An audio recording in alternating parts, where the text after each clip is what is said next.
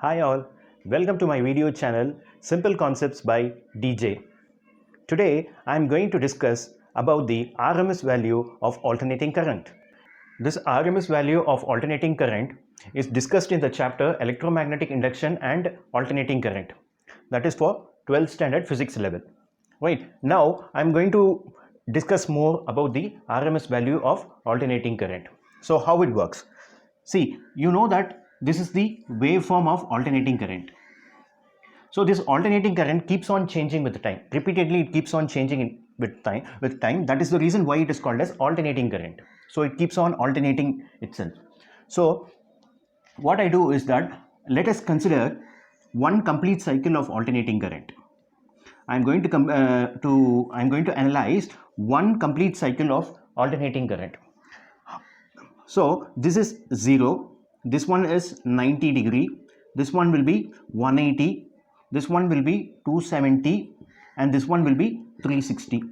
So it makes a 360 degree complete rotation. A 360 degree complete rotation will be indicated in an oscilloscope like this. Like this it will be indicated by a device called as oscilloscope. Oscilloscope is a device used to study the waveforms of electrical energy, right? So you will be getting one complete cycle. So from 0 to 360 degree you get one complete cycle. Okay, so if you just check what is the average value of alternating current for this complete cycle, the value will be 0. That is the average value of alternating current for one complete cycle will be 0. The value will be 0. That is the reason why they have implemented this RMS value, because this average value of alternating current for one complete cycle will be 0. So that is the reason why this RMS value have been implemented by scientists, right? So let's get into it. So the definition of RMS value. So what is the basic definition of RMS value? Is that, let us consider a resistor. Let us consider a resistor of value R. Okay, I am passing a current which is nothing but a steady current. A steady current is what I am passing. This is the steady current. Okay, so I would assume this as I naught. Okay, so let this be the steady current. I am passing it through a resistor of resistance value R, that is for a time interval T. If I happen to pass this current through a resistor R for a given time interval T, the heat will be dissipated from the resistor.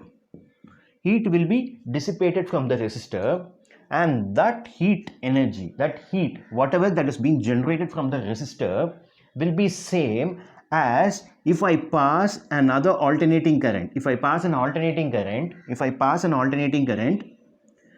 through that same resistor, of value R for a given time interval, I will be getting the same amount of heat energy will be generated. The value of the heat energy will be same. So this will be the steady current. The value of this steady current is called as RMS value. The value of this steady current which I am passing through the resistor is called as RMS value, right? So this is the main definition. This is the main definition for RMS value of the alternating current. So let's get into the derivation part.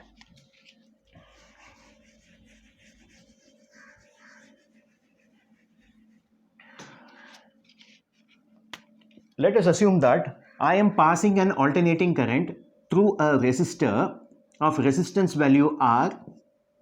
Okay, so this is the alternating current. Let it be I.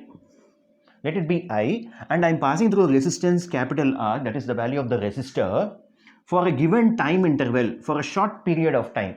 So I would indicate it as dt, right, for a short period of time. So what will be the heat generated? What will be the heat generated when I pass this alternating current through this resistor for a short interval of time dt? So the expression will be dH. Okay, dH will be the small amount of heat that will be generated. Okay, because why means the time interval is very less. dt, a small interval, for a small interval of time, what will be the heat generated? So the heat generated will be dH. dH is the small quantity of heat. So this dH is equal to I square into R into dt. See, I square R into dt. Okay, so the heat energy that is produced is nothing but the square of the alternating current multiplied by the resistor value and the time that has been taken to generate the heat. Okay, so let's start with the derivation part. Okay, this is the expression dH is equal to I square R into dt. Okay, so I am considering a complete cycle now. What happens if I happen to consider a complete cycle? So if I happen to consider a complete cycle, this will be the time interval. The time interval, let us assume it as t for this complete cycle. So what will be the heat, the total heat produced for one complete cycle during the time interval t? That will be, what I have to do is, it will be H. Let us assume that the total heat that is produced in this complete cycle be H. H is equal to, since this is for a complete cycle from 0 to t, the time is from 0 to t, time frame. So I am going to integrate it from 0 to t. 0 to t, and I am going to put this value as I square into R into dt. You got it? This is how it works. Now what is I? I is nothing but, it is the standard form of sinusoidal alternating current. Okay, this is called as the standard form of sinusoidal alternating current. So we know that the value of I will be I naught into sine omega t. We know this value, right? I equal to I naught into sine omega t. So what is I? We know that this is the alternating current, and what is I naught? So for that we will study this waveform.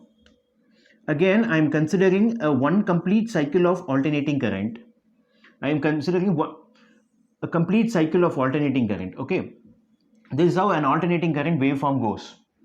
A sinusoidal current, a sine wave will be generated over here.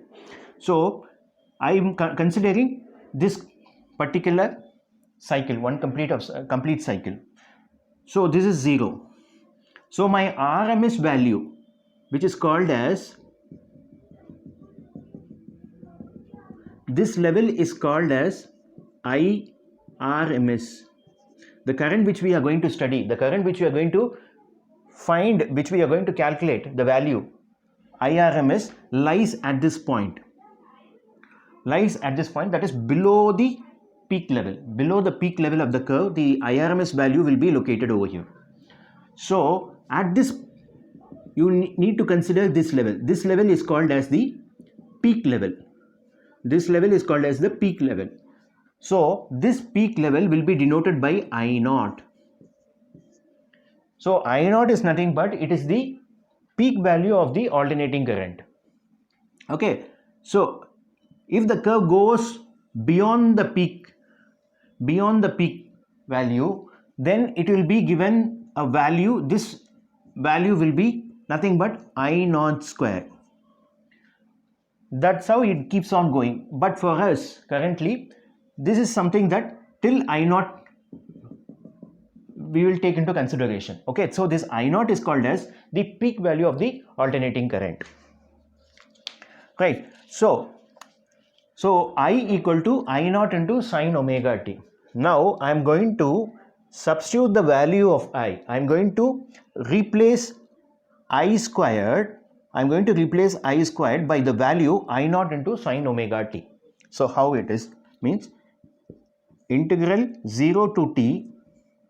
So instead of I squared, I will be substituting as I naught into sine omega t whole square into r into dt, right?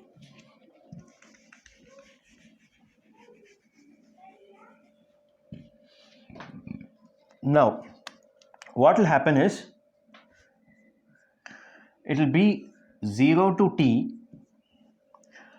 I naught square into sine square omega t into r into dt, So in this I naught squared and r, I am going to take outside. Okay, this is a constant value. So I naught square into r integral of 0 to t into sine square omega t into dt. I naught square into r, I have taken it outside the integral because they are constant terms, and again I naught squared r, after it moves outside the integral, it will be 0 to t sine squared omega t into dt. Right, now I want to fetch the value of sine squared omega t. So we know the formula as cos 2 theta is equal to 1 minus 2 sine square theta. So I am substituting theta. I'm going to replace theta by means of omega t. So the result will be cos 2 omega t is equal to 1 minus 2 sine square omega t. Right. So now what will happen? I am taking this 1 towards this side. So minus 1 plus cos 2 omega t is equal to minus 2 sine square omega t. Okay. Now let's change the signs. If I change the sign, what will happen? 1 minus cos 2 omega t, 1 minus cos 2 omega t is equal to 2 into sine square omega t. 1 minus cos 2 omega t is equal to 2 sine squared omega t. Right. So what will happen is, again I am bringing this 2 over this side. So 1 minus cos of 2 omega t divided by 2 is nothing but sine square omega t. So 1 minus cos 2 omega t divided, I am bringing this 2 towards this side, will be sine squared omega t. So finally I have found the value of sine squared omega t in terms of cos.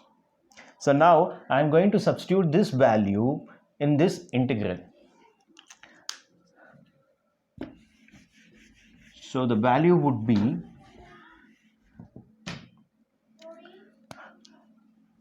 I naught square into r integral from 0 to t, and sine squared omega t will be 1 minus cos of 2 omega t divided by 2 into dt.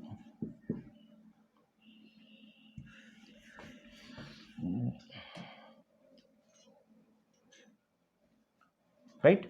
So now what we should do is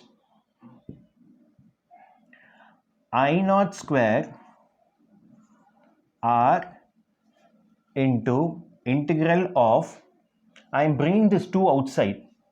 See, since 1 by 2, I am bringing this 2 outside. So it will be I naught square r divided by 2 it will be I naught square r divided by 2. I am bringing this 0 to t. Now I am going to put a bracket over here, and individually I am going to integrate these terms. So what will happen is 0 to t of dt minus integral of 0 to t of cos of 2 omega t into dt. I am closing the bracket. Individually I am integrating, so 0 to t dt minus integral 0 to t cos 2 omega t into dt. Now I naught square into r divided by 2, integral of dt will be t. So that is t.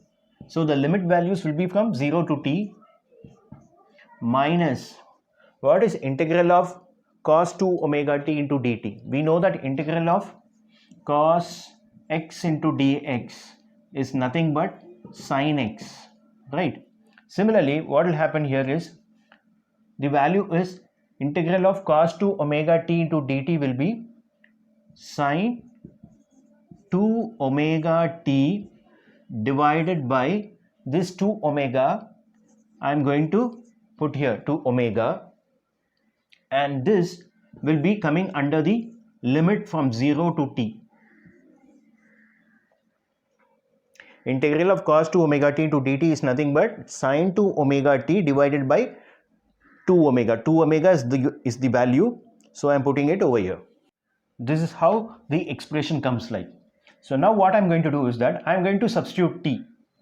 So it will be I naught square r divided by 2. I naught square r divided by 2, and I am going to substitute this value. So it will be t. For 0 there won't be any value. T minus of, I am going to replace this capital T in terms of this small t. So it will be minus of sin 2 omega t.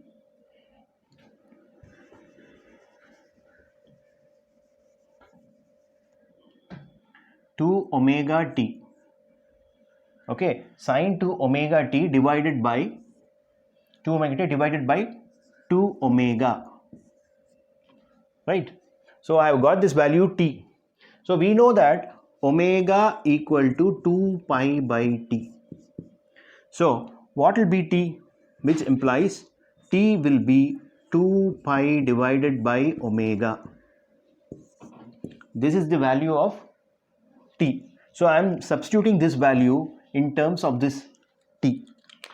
So it will be t is equal to 2 pi by omega.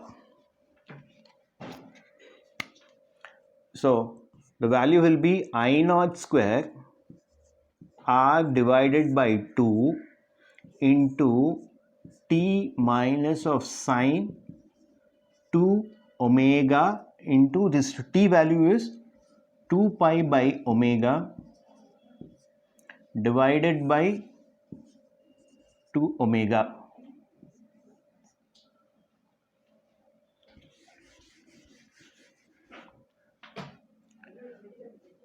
This is what 2 pi by omega, right? So now again the value will be, so omega will get cancelled. So it will be I naught square r divided by 2, I naught square r divided by 2 into t minus of sine of 4 pi divided by 2 omega. So 4 into, what is 4 pi? 4 pi is equal to 4 into 180 degrees, which is nothing but 4 zeros are 0, 32 3, 720. So what is sine of 720? Sine of 720 will be, if you check with your calculator, the value will be 0. 0 is the value. So what I do is, since sine 4 pi value is 0, I am neglecting this entire term. Okay, this portion I am neglecting. So the remaining portion will be I naught square R divided by 2 into T. Okay, this is the value. So H, the total heat value, heat energy that is being generated when the alternating current passes through the resistor will be H equal to I naught square into R into T divided by 2. But according to our definition, what is the RMS value of an alternating current is nothing but the value of the steady current, which when passing through a resistor of R value in a given time interval will produce the same amount of heat energy, which is compared to an alternating current which passes through the same resistor in a given time. The heat energies will be equal. So this is the heat energy of the alternating current when passing through a resistor in a given time interval T. So that will be equal to this heat energy will also be equal to the heat energy that is being generated by the RMS value of alternating current. So that expression will be I RMS square into R into T. You got it? So same, this is the root mean square value of the alternating current that is passing through the same resistor in the same time interval. Similarly, this is the value of the alternating current that is passing through the resistor R in a given time interval. So both these quantities will be equal because the same heat energy, this is an heat energy value, this is a heat energy value. Both the values of heat energy will be identical. So we need to equate it. So while we are equating, what will happen is RT will get cancelled. So the remaining value is nothing but I naught square divided by 2 is equal to I square of RMS. Okay. Now I am using this space. So this I square RMS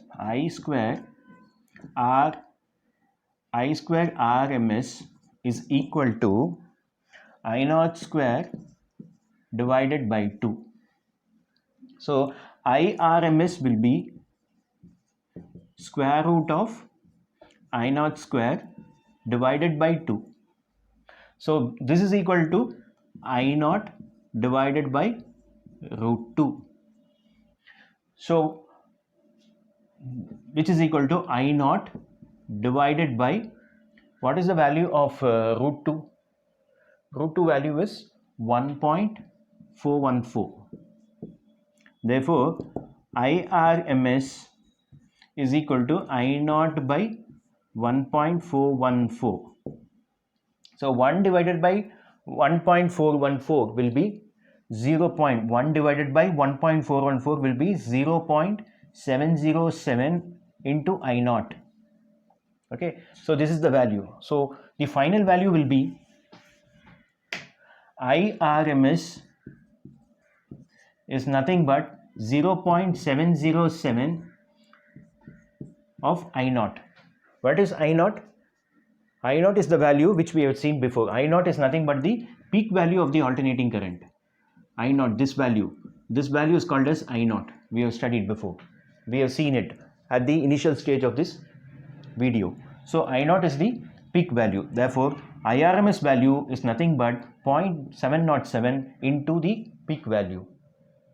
Okay, so this is the expression for IRMS, which is nothing but the root mean square value of the alternating current. Okay, so finally we have arrived with this expression. Thank you. If you guys found this video to be interesting and informative, please subscribe my channel. Thank you.